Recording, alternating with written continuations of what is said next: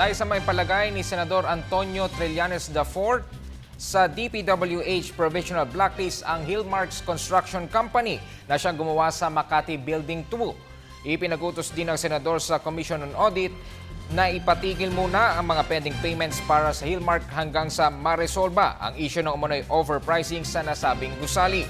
Sa pagdinig ng Senate Blue Ribbon Subcommittee, napag-alaman na pumayag ang Hillmarks na gawin ang Phase 1 ng proyekto nang hindi alam kung ano ang kabuang plano. Sa Phase 1, isinailalim sa bidding ang nasabing gusali. Dito nagduda ang senador sa patakaran ng Hillmarks at ipinag-utos na blacklist at ipahanto ang bayad para sa kumpanya. Engineer Garces, can you inform or tell Secretary Singson that in the meantime that obviously the engineering practices of Hillmarks are highly irregular?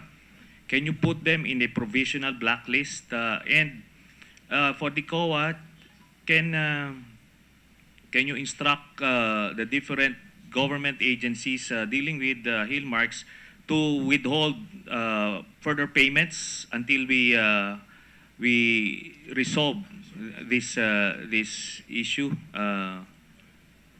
Commissioner Fabia? Your suggestion is noted, Your Honor. Yes, thank you very much. Dahil very unsound yung ginagawa nila na they will build a foundation, hindi nila alam kung ano yung gaano kataas yung itatayong building. Kung 100 stories pala yan, tapos ginawa nila na foundation is only for 10 stories. Di malaking mapipiligro niyan.